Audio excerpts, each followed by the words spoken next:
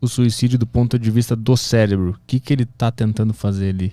O suicídio, ele é um fim de caminho, normalmente, que também é multivariável. As pessoas acham que todo suicida tinha depressão. Não. 70% dos suicidas apresentam um quadro depressivo. A doença, a depressão. Então podemos entender o suicídio, a grande maioria dos suicídios, como um desfecho da doença, a depressão. Ela vai se agravando, ela vai se agravando, ela vai se agravando. Os pensamentos ruins, ruminativos, de culpa, né, de desânimo, de desesperança. O pensamento de morte começa a vir, o pensamento de morte começa a tomar tamanho. Não vejo mais graça nessa vida. Ai, eu não queria nem mais estar aqui. E aquilo vai tomando forma. E chega um dia que ele vai lá e comete o ato. Nesse caso, nós estamos falando de um suicídio envolvido num quadro depressivo, da doença depressão, como a evolução dela. Uhum. Mas 30% dos casos não estão envolvidos no contexto depressivo. São pessoas, às vezes, impulsivas, que cometem um ato suicídio por um impulso de desespero e angústia. E tem pessoas que cometem um suicídio que são absolutamente tranquilos, não apresentam nenhum diagnóstico psiquiátrico, são melancólicos, existencialistas, e vão lá, acham que isso aqui não tem muita graça, e cometem suicídio. Então veja que o suicídio tem vários componentes, né? Posso afirmar que a maior parte desse componente, de quem se mata, realmente faz parte de um desfecho, de uma evolução da gravidade da doença depressão.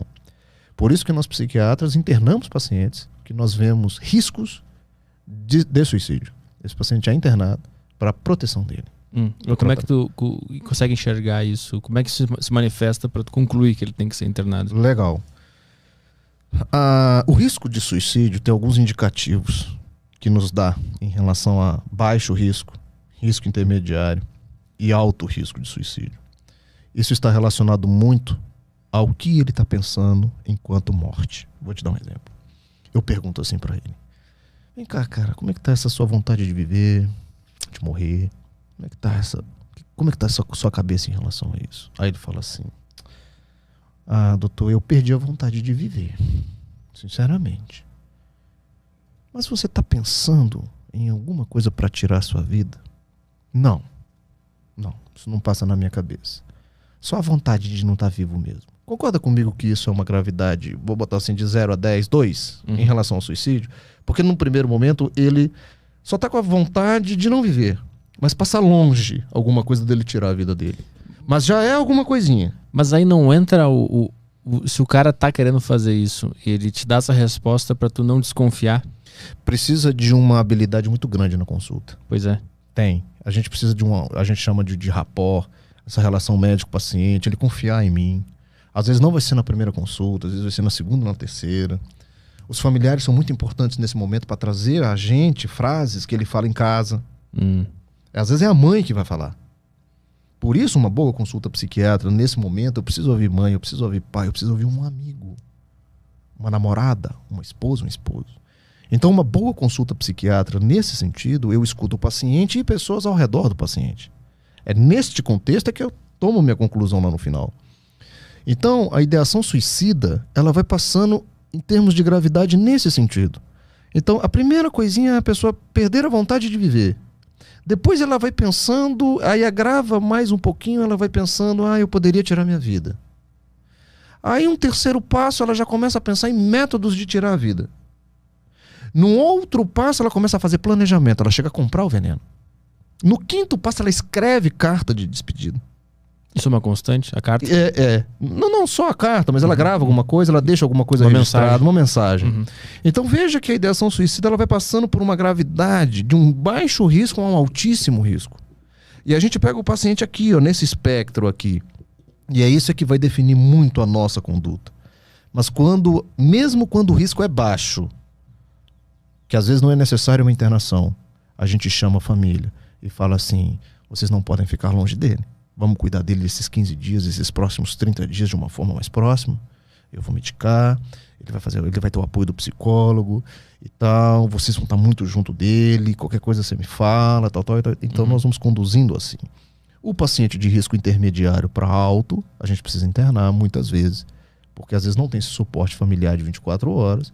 E ele está em altíssimo risco para suicídio. Esse cara, antes dessa situação mais grave que precisa de atenção da família, não é uma coisa meio delicada que o cara pode acabar se sentindo meio que um monstro ou um alien que tá todo mundo olhando e cuidando, e aí isso alimenta mais ainda essa vontade ou esse deslocamento que ele tá se sentindo na vida? Pode, porque ele pode ter uma sensação de peso ainda maior, né? Pois é. De culpa e de peso.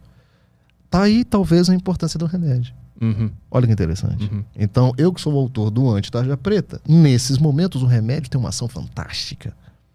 Porque ele consegue tirar esse paciente desse breu e trazer ele para um estado de uma luz melhor. Onde ele não vai se sentir tão culpado, onde ele não vai se sentir tão pesado. E ele falou, cara, eu tô melhorando, pai. Nossa, hoje pela primeira vez eu acordei um pouquinho melhor.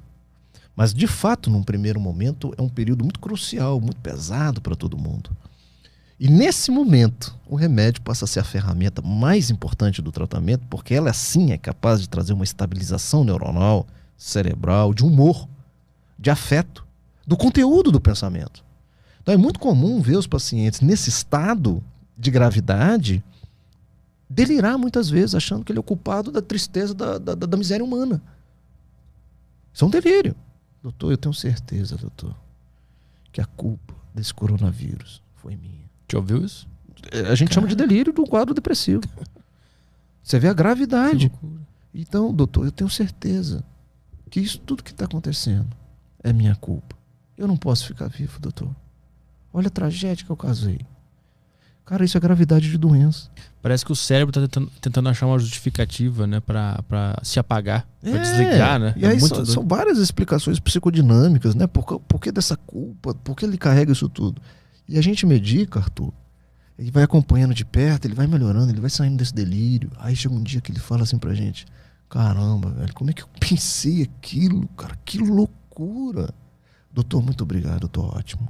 Melhorei bastante. E ali a gente fez uma intervenção, salvou a vida de uma pessoa, e essa pessoa resgatou de novo sua segurança, sua autoestima e bomba na vida. E muitas vezes eu encontro essas pessoas em Brasília, nos restaurantes, nos shoppings, às vezes eu nem lembro mais da fisionomia delas, elas batem no meu ombro e falam, cara, você salvou a minha vida ali, às vezes numa palavra, numa frase, numa coisa que você fez. Isso não tem preço, né?